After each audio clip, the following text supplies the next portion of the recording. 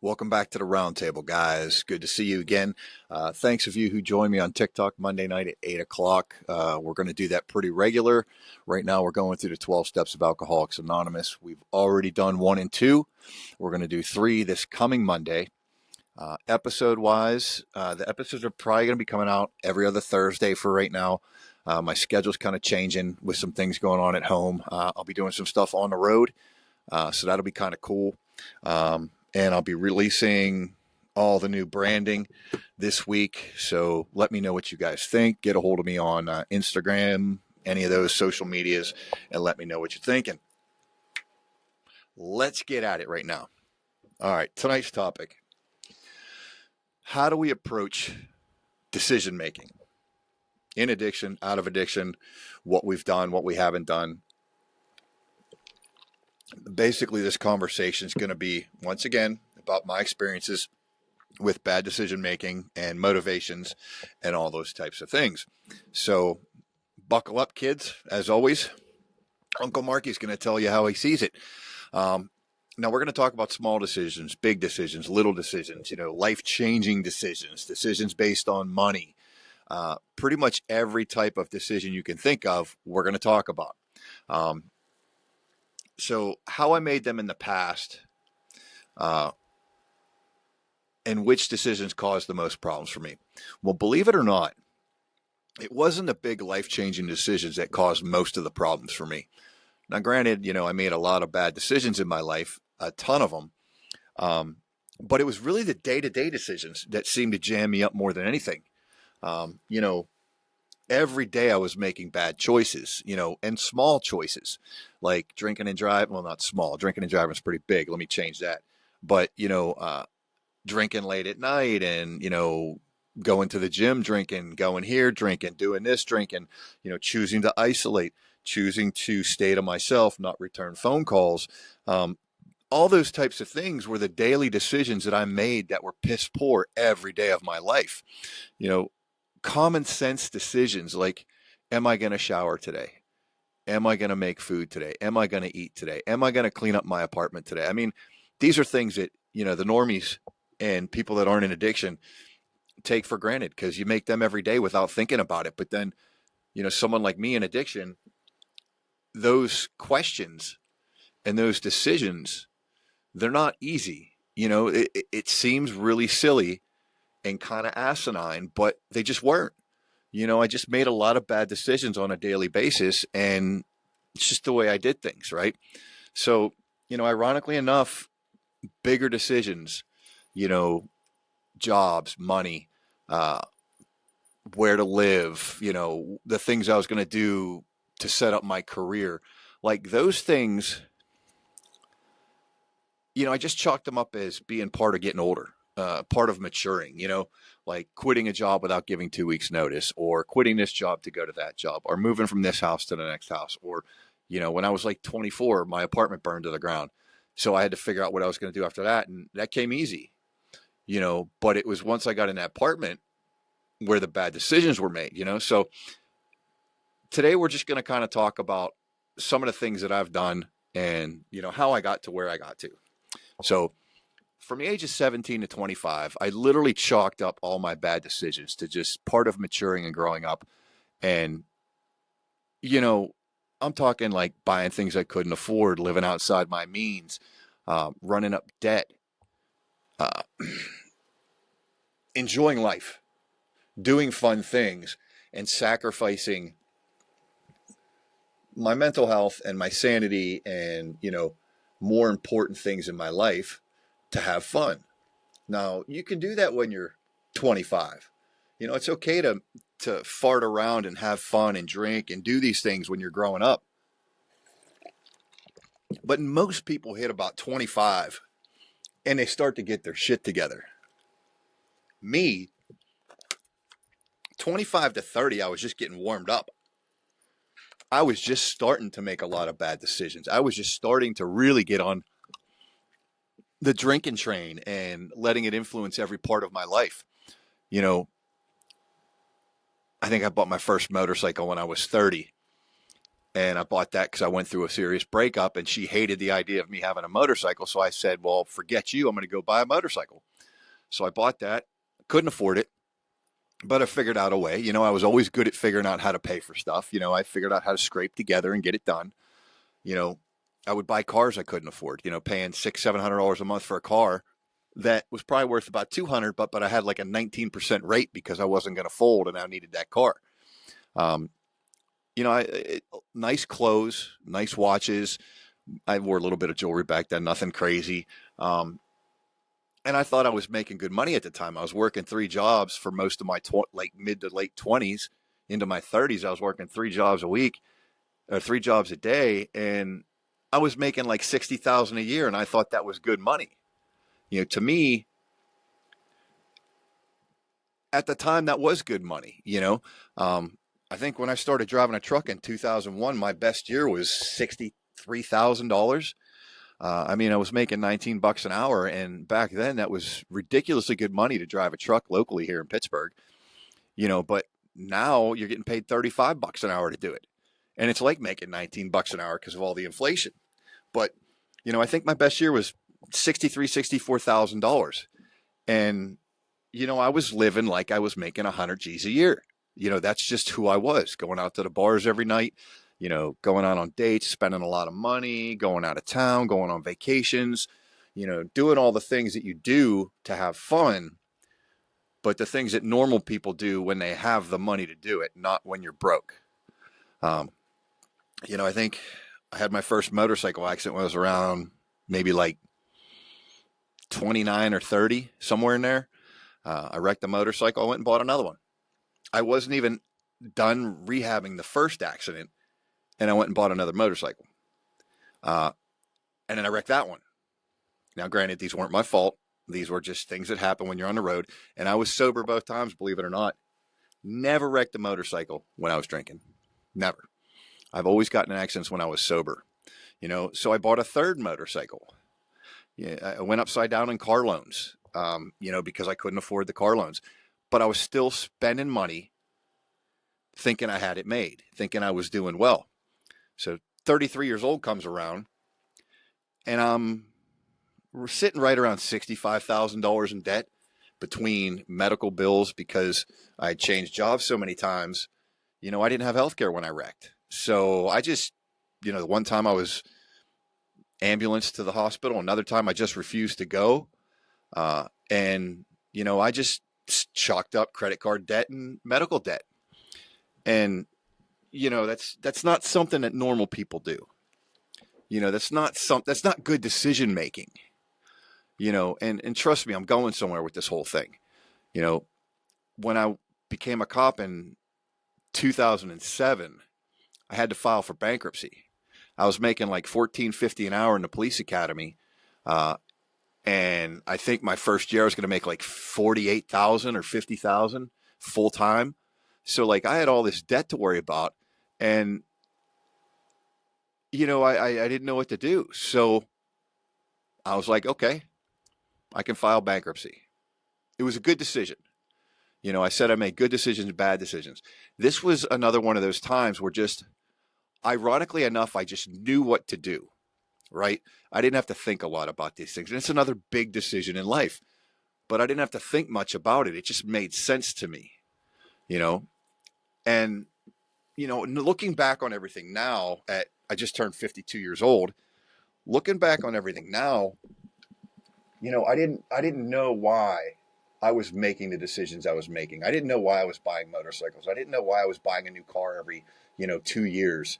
I didn't know why I would spend, $300 on a watch, but then I would go eat cheese sandwiches for 2 months, But looking back on it, once I got sober and once I started to deal with all my other issues, I realized that all the things that I had dealt with as a kid and as a teen and as an early adult and in my 20s that I never dealt with, once again, had compiled to a point where this was just an unconscious thing that I did to make myself feel better. I made bad decisions when it came to buying things because it made me feel good. I still was able to pay my bills and do what I had to do, but I had to file bankruptcy to pay off debt. all my credit card debt, medical debt, and it was low self-esteem.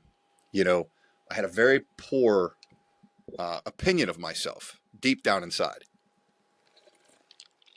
You put off that image that, you think you got it all together and you really don't.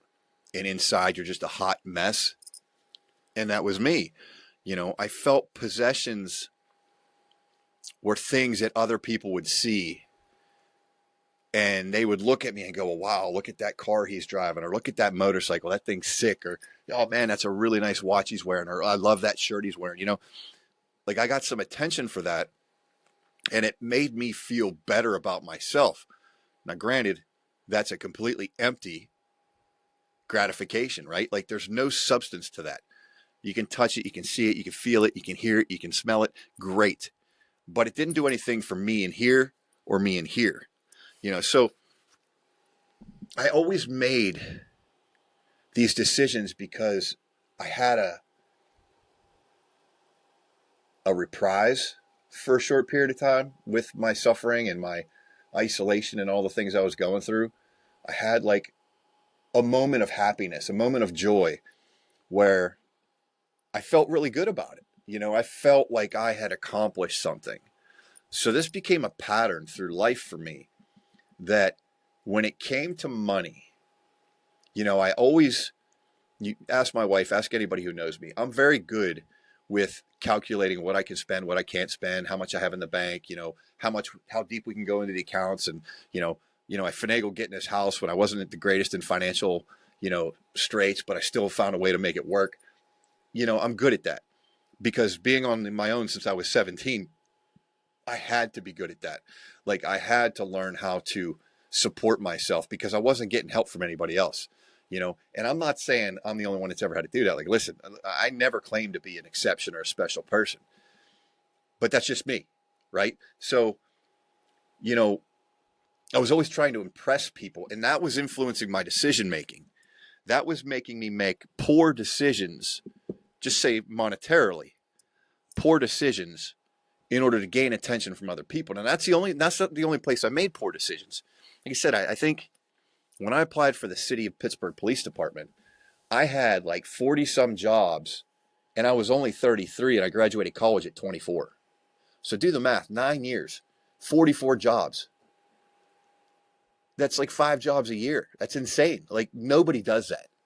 Nobody with a sane mind and the desire to succeed is going to do something that's stupid.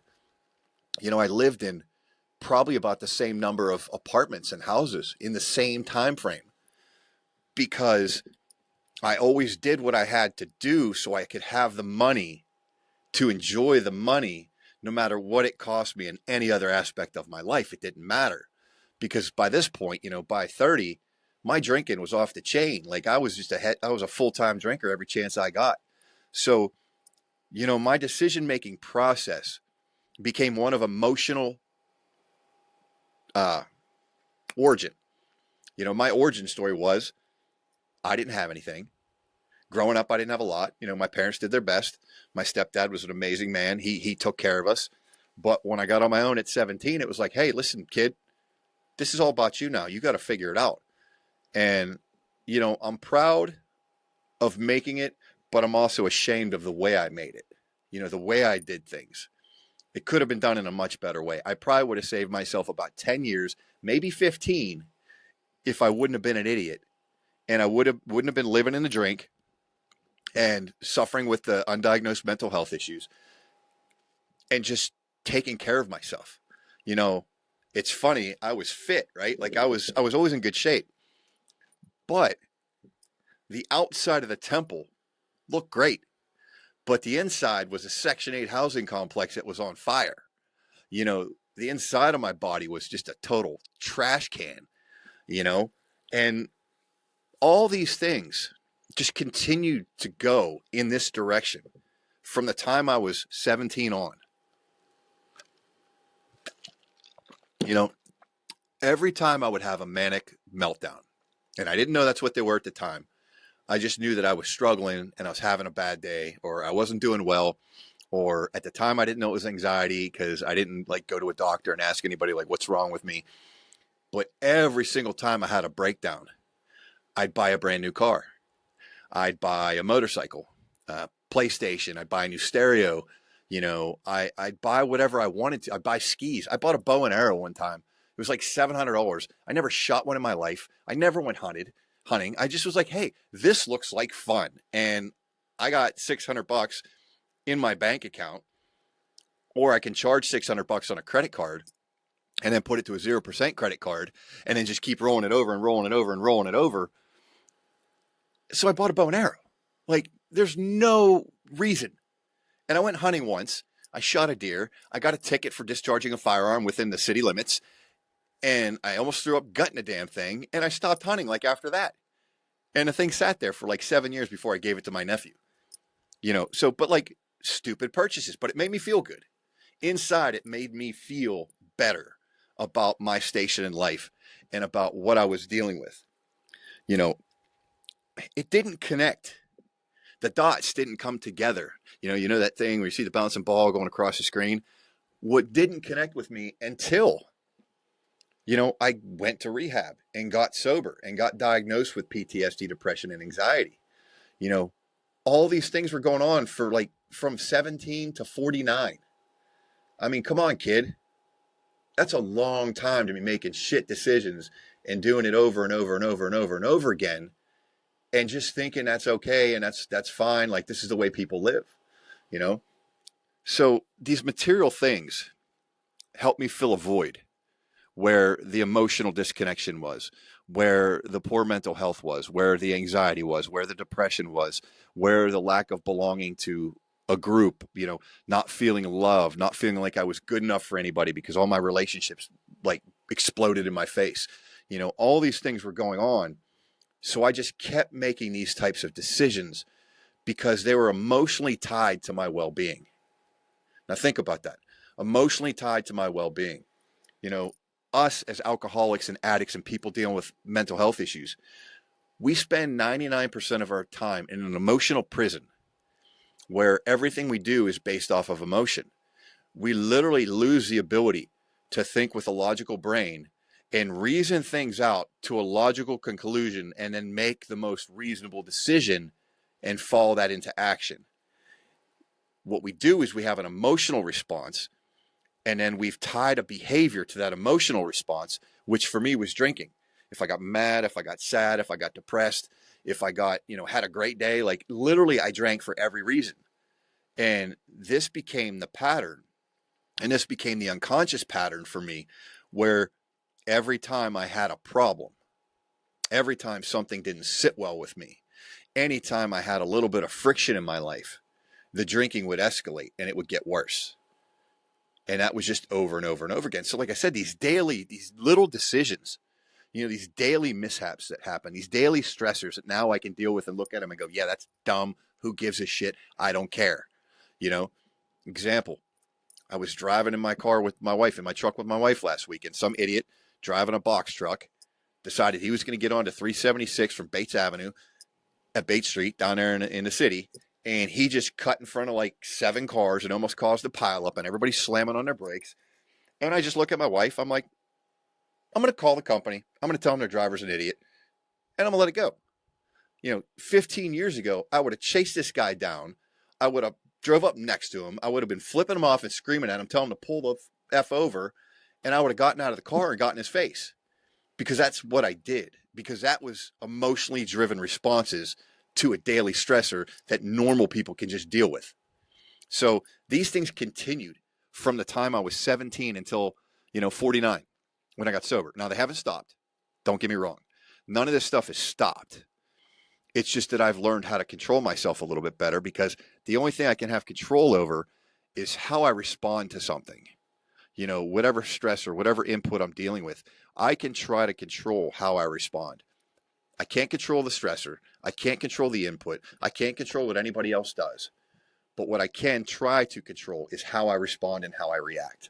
So, getting sober gave me, an idea and kind of a game plan or a strategy on how to approach these things on a daily basis so that I didn't make the same bad decisions all the time. it was part of my personality to do these types of things. It was my personality and my character defects, you AA people, you know what I'm talking about, my character defects that I just ignored and just thought it was who I was. And there's a difference between a character defect and who you are. I'm sorry. You know, they may tell you character defect is who you are. No, a character defect, in my mind, is an outward expression of something you're dealing with. It's an outward expression of how you're feeling. It's an outward expression of not knowing what's going on and trying to make sense of it. You know, so when they say character defects, it doesn't mean that you're a bad person. It just means that due to the stresses and the place you are in your life, in your mental health, in your emotional health, in your physical health, that these things are almost like defense mechanisms. You know, these are the things that keep you from going over the edge, but they also hold you back from getting better. But that's just my opinion. You know, I mean, I have a lot of opinions that are off the wall. A lot of people think I'm a little off with this stuff, but this is just how I feel. You know, this is me. You know, this is how I've been my entire life. So, you know, bottom line is every time I was suffering, I rewarded myself. And it made sense, you know, and I did that forever, you know, and then, you know, I had my major last breakdown in the first week of May in 2023. And that's when I went down that deep and dark road that we never want to go down, where I had a lot of bad thoughts and I had a lot of bad ideas. You know, I wanted to do a lot of things that weren't really good for me. And, you know, normally I would trade in a car when I had something like this happen. And I get another one. I mean, I had, from the time I was 43 to 49, I had 7 cars, 7 brand new cars. I had, what I have? I had a Toyota Highlander. I had a, what did I have? 4Runner. I had 2 4Runners. Had a Honda Civic. Had a Toyota Camry. And then I went and got a truck after I got sober. Different story, different logic, different motivation. I'll talk about that in a minute. But, you know, there was no real analyzing the situation when I made decisions. There was no like pros and cons of it. Is this good? Is this bad? It was just motivation by emotion. So, you know, my decisions come back to haunt me.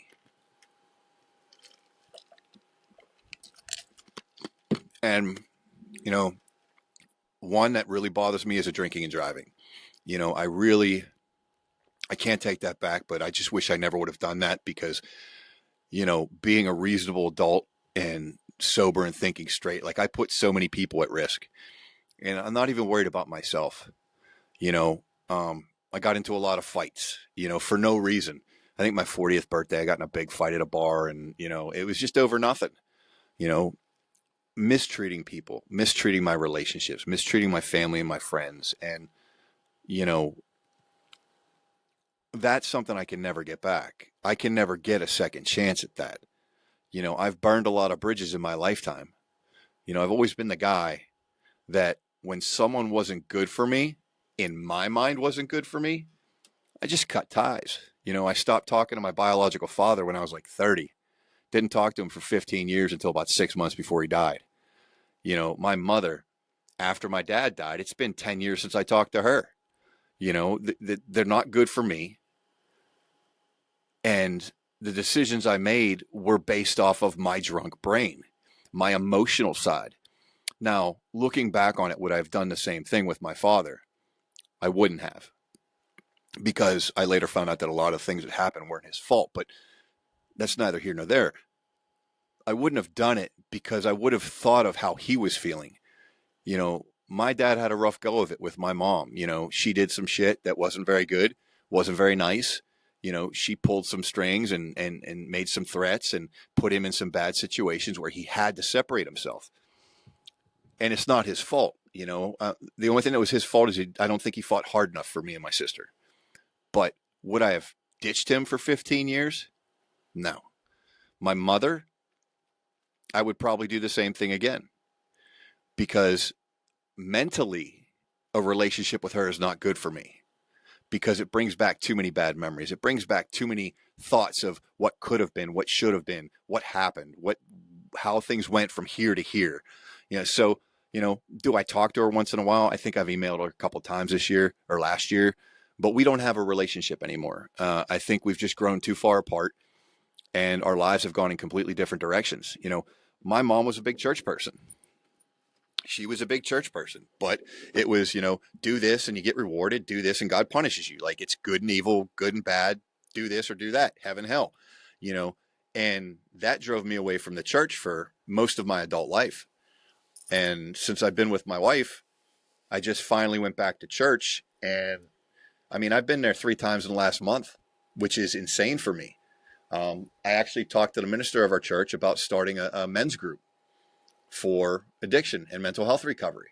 And they've been open to it. So that's pretty awesome. But I couldn't do that when I was drinking. I couldn't do that when I was in the heart of my addiction and my poor mental health, because I wasn't able to think that way. I wasn't able to put the idea of anybody else in front of me. You name it, I made bad decisions. I did everything wrong you could possibly do wrong. I've treated people every way you could possibly treat them. But looking back on all these choices I made, they were made out of self-preservation. Now, as corny and as weird as it sounds, and my friends out there, my family that's suffering right now, you know what I'm talking about. You do what you have to do to keep from doing something bad. And if you have 2 choices that are bad, you try to do the less bad one because the other bad one's really bad. So every choice we make is to sustain our misery, if that makes sense. We don't make the decisions that are hard. We don't make the decisions that challenge us.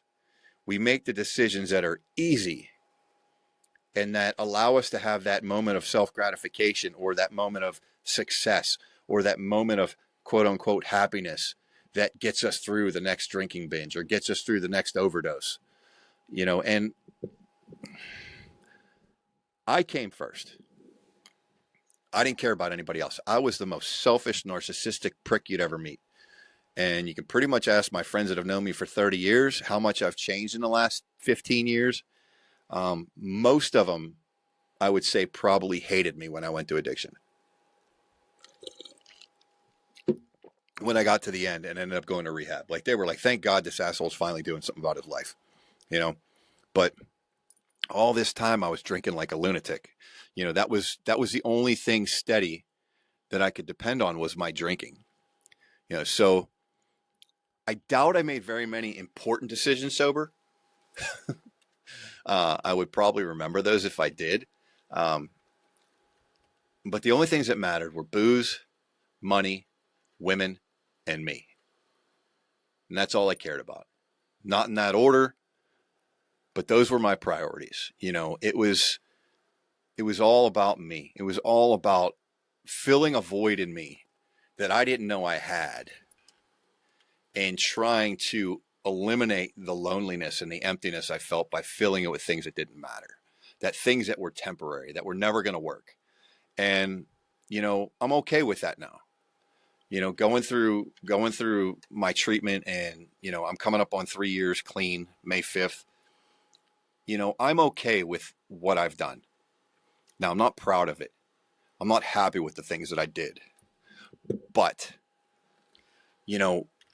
we forget to cut ourselves a break when we get clean. We regret everything and we are really hard on ourselves. And I mean, that's acceptable. I mean, we should be hard on ourselves.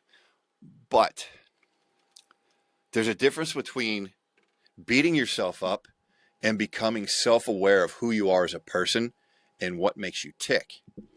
And being sober and working on my mental health has given me the ability to dig into who I am as a man, as a human, as a member of society, and realize that looking back across the 52 years of my life, every bad decision I made could have been a good decision. I just wasn't equipped. Me personally, as a man, in my mental state, in my own body, was ill-equipped to make good decisions. Now, some people say that's a cop-out. Oh, you're blaming mental health. Oh, you're blaming addiction. No, I'm not blaming those. Those are just part of who I am.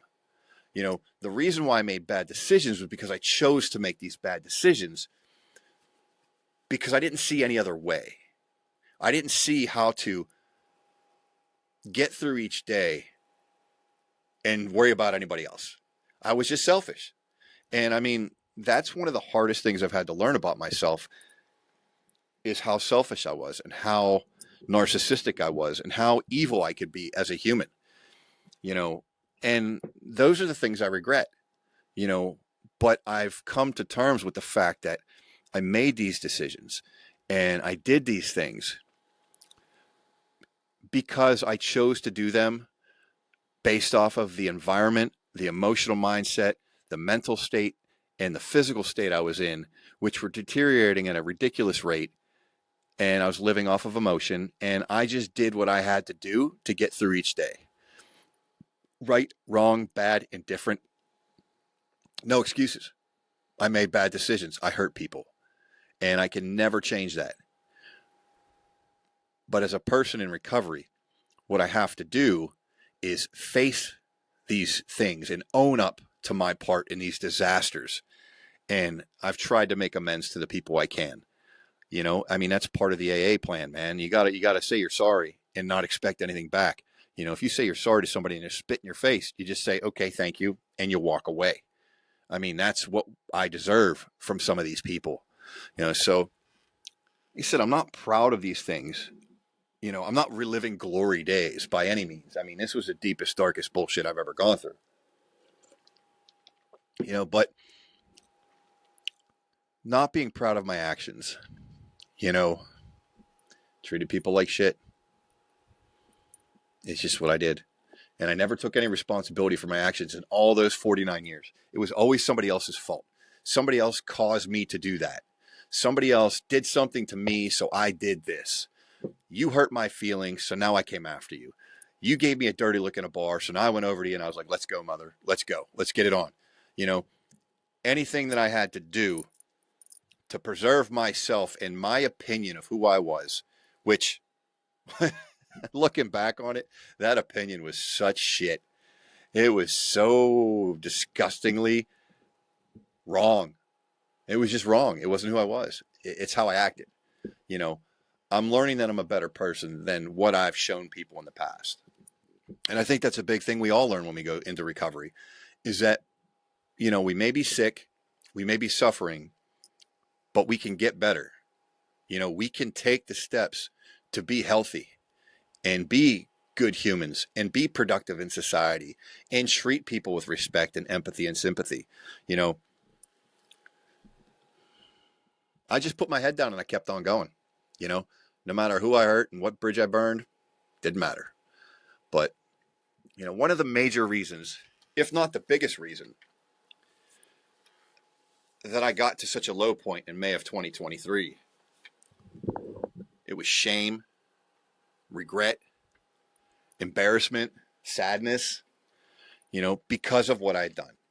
And because I had to look at myself in the mirror every day and say, dude, you didn't start out this way. This isn't who your stepfather raised you to be. This is not who your father wanted you to be. How did you get here? And it wasn't like the stresses of life. That's all it was. It was just life stress that now I can deal with and that we deal with every single day of our lives. You know, money, work, bills, relationships, cars breaking down, leak in the roof, God forbid, hopefully I don't get one. But, you know, it was all these things that have nothing to do with why I acted the way I did. These were just things that normal people can deal with. And I chose to go crazy over and over and over again. And I didn't want to accept who I was anymore in May. You know, I didn't want to be that person anymore. I knew there was more to me than the guy that I saw in the mirror every day. I just didn't know how to get there. I didn't know what to do. I didn't know how I could become that better person. And yes, I wanted to take the easy way out. I'm the first one to tell you that. I was done. I was like, I can't keep doing this, making these decisions and hurting people and, you know, living this life that wasn't even a life. It was just like, it was like a sloth underneath a rock. That's no way to live, you know? And all the while, everybody thinks I'm fine. Everybody thinks I'm okay. And I'm the complete opposite. You know, I had become this, in my own words, this evil, unsympathetic, unempathetic, apathetic, angry, cold-hearted, unfeeling thing. I don't even call myself a man when I talk about this, because I wasn't. Because men don't do the things that I did. And that's what some of us do. I couldn't forgive myself for the bad decisions that I made and the choices that I made. I just couldn't forgive myself anymore. I couldn't look at myself and go, it's okay. It's okay that you blew up this relationship. It's okay that you mistreated this person. I couldn't do it anymore. And I didn't deserve to be forgiven. That's where I was. I just didn't feel that I had the right or had earned anyone's forgiveness. And I'll tell you what, I'm so glad that happened. I'm so glad that that day came. I'm so glad that that relationship ended. I'm so glad that I drank for 4 days. I'm so glad that I did this and that and the other thing. And it's amazing, So then I go to rehab, right? All these things have been going on. I go to rehab, and I didn't really believe I was going to get sober. I went because I didn't know what else to do. And I just know that I needed to remove myself from the situation so that I could start over with a fresh, clean slate. I mean, I had good intentions. My intentions were to not be a bad person anymore. I wanted to find a way to live without regret, without suffering, without anger, without pain, without the shame, without all these negative things in my brain all the time. But I didn't know how to do it. So I figured, let's go and get a reset. Hit the button. Start over. So it just happened that doing that and getting sober, I was given a chance at redemption. Not serenity. I don't use that word very much, even though I have it right here on my desk. I had a chance at redemption. I had a chance to, in the best way that I knew how, to atone for my mistakes and to take ownership of my mistakes and stop blaming everyone else for everything that I've done wrong and start looking into myself and becoming aware of me, the good, the bad, the ugly, but me, the person, the being, not the thing that was just cruising through life treating people like shit. And we cannot live an honest and just life unless we know right from wrong and believe in making the right next decision. To live an honest and just life, we have to know who we are. We have to know how we tick. And we have to face our demons on a daily. And, I had to admit that what I did wasn't okay. And I had to look at myself in the mirror every day and go, you're better than you were yesterday. So, rehab and everything that led up to it was a blessing for me. Otherwise, I'd be dead or doing the same shit right now, 3 years later. When I was in my active addiction, I was unable to take accountability or ownership of my actions because I didn't see that I was doing anything wrong. I didn't think that I did anything wrong. So I didn't feel I needed to take ownership or take responsibility. It was always somebody else's fault. And not because I couldn't, but because I chose not to. I made a conscious choice not to take responsibility for my actions because it was too hard. if I take responsibility and I take ownership, then I have to admit that I'm human. Then I have to admit that I made mistakes. Then I had to admit that I'm not perfect. And then that narcissistic shell starts cracking and pieces start falling away. And then the person that I've hidden underneath this shield for so long is open and naked and, so frail underneath all the things that I had built around me to protect myself.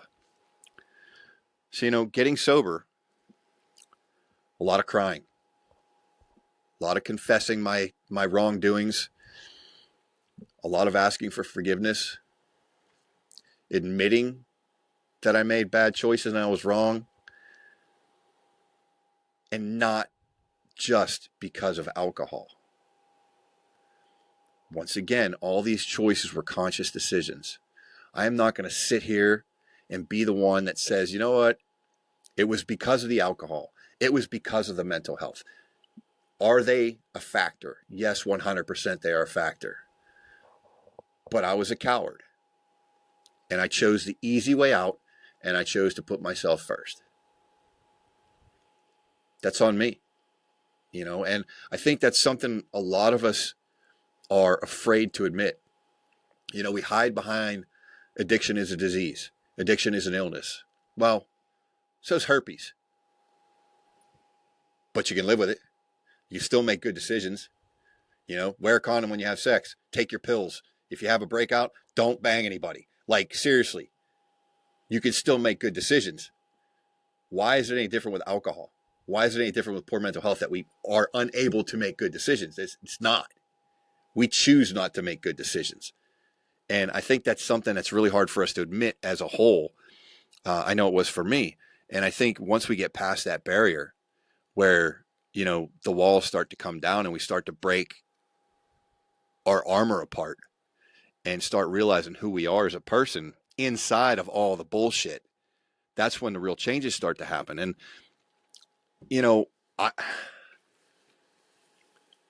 I used to think that, nobody deserved my affection. Nobody deserved my empathy or my sympathy, and I mean, how can anybody think that way? I look back on it and I'm like, was I incapable of feeling feelings for people?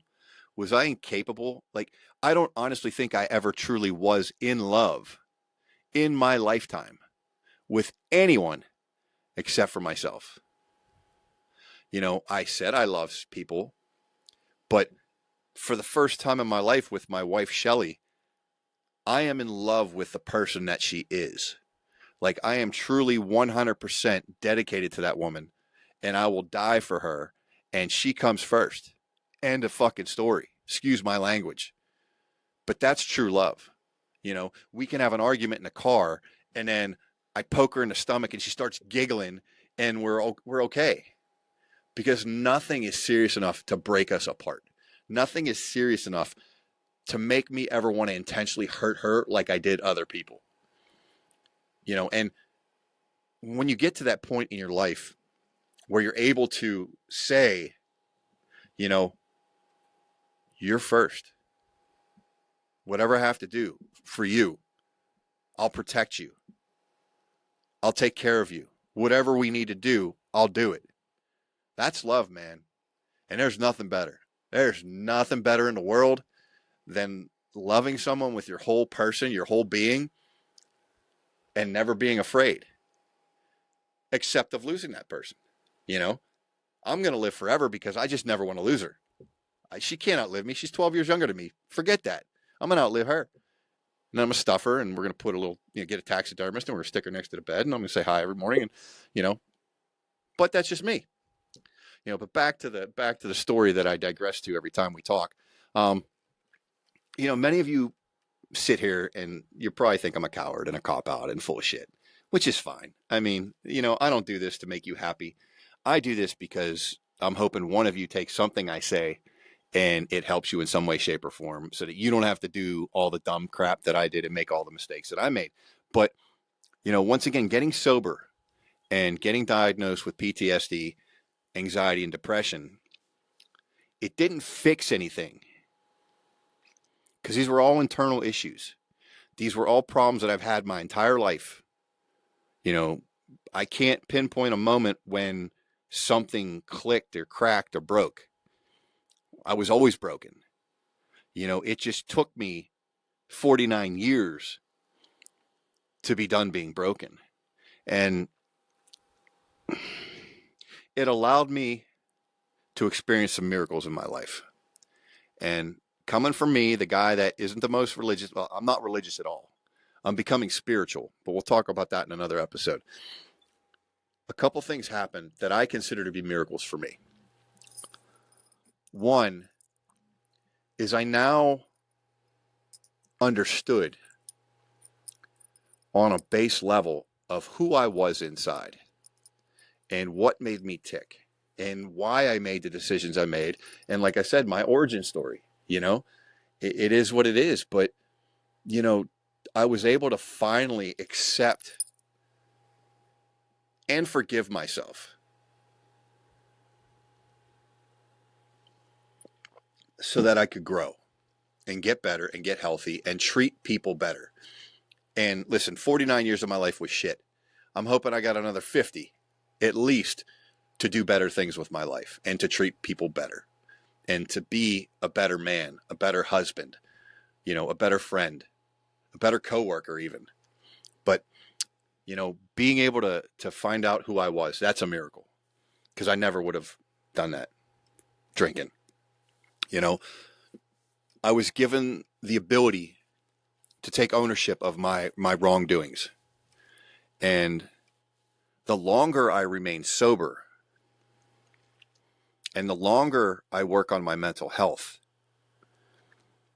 the more responsibility I gain, the more ownership I can take on, the ability to understand and evolve is happening every day.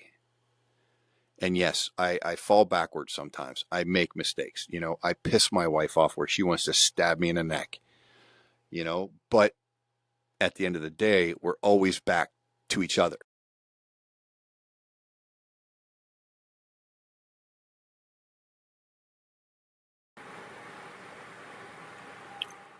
Which brings me back to my next miracles. I was given the ability to feel sympathy and empathy for another human being. You know, that is a miracle. Coming from the person I had been for my entire life, I began to think about how my actions affected other people before I took these actions. Think about it. I spent my entire life acting first and saying the, oh God, let me get out of this one prayer. Now I think about how my actions are going to affect another person. Once again, I'm not perfect. I still screw up. I still hurt people. But for the first time, I don't do it intentionally. And when I do it, I feel bad and I want to fix it and I want to address it right away and not let it become something bigger. That is a miracle, my friends. That is a miracle of sobriety and good mental health. That is what I strive for every single day, is to be better and treat people better and be the man that, you know, I was born to be, not the man that I chose to be. The next miracle, I was able to feel again. Granted, that's very, very difficult. You know, when you spend your whole life just burying your feelings and just reacting with anger and aggression because it was easier. You know, I say it all the time. I have this shirt that says sober, son of a bitch, everything's real. I mean, that is 100% the truth of the matter. You know, and with feeling comes pain, comes suffering. You know, it's not always good. But I embrace that now. Even though sometimes it makes me feel like a miserable son of a D, I get to feel things again. I get to, you know, try to be better. I keep saying that, but I get to try to be better. And that is a miracle. I mean, that never would have happened to me before. Never once in my life would I have been able to do that before. And I'm going to keep going because I have more. And you might think I'm just full of shit, but this is what they are. Humility. Steve, Mark, John, you know who you are. I've never been much of a humble person. We all know that. And, you know, I had an experience with a 17-year-old heroin addict at rehab. And when you got a 17-year-old kid that's been arrested like 20 times looking at you and going, dude, you're a hot mess. That's a lot to take in, you know. And when I was drinking, I would have been like, whatever, dude, you're a criminal. I don't care what you have to say. I'm a former cop. You suck. Instead, it was like, yeah, dude, you're right. Like, I am a mess. I was no longer the man that felt he could do no wrong. And I am no longer the Mark that wants to continue to do things the same way. I'm a Mark that wants to do things better. So what's the point to all this? What is it?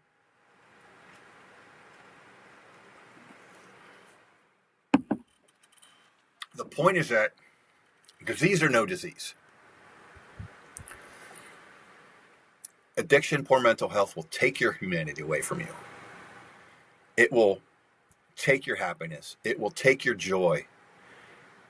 And it will try to kill you if you let it. That's the fact. I said it before. It's a war of attrition, man. And the devil has unlimited resources. And we're fighting every day, tooth and nail, to be better and to make things better. You know, we have the ability to care for other people. We have the ability to live happy and not suffer. You know, I found mine on the living room floor of my apartment after a bender, wondering why I was still alive, wondering why things played out the way they did. And it was crazy. You know, I mean, to wake up, and I don't like the word epiphany or, you know, come to God moment, but it was a miracle. It truly was a miracle. I went to bed a selfish, angry man. And I woke up a humble man who didn't want to be selfish anymore. I'm no angel. Never will be. I screw up all the time.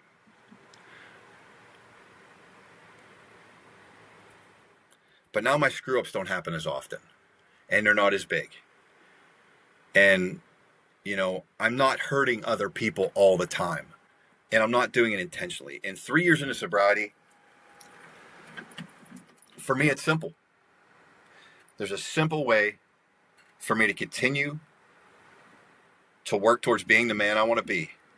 And that's to share my story so I can help you guys. And I'm going to do it every chance I get. That's who I am. That's what the Steel City Roundtable is. So, welcome to sobriety, bitches. Can't wait to see you next time.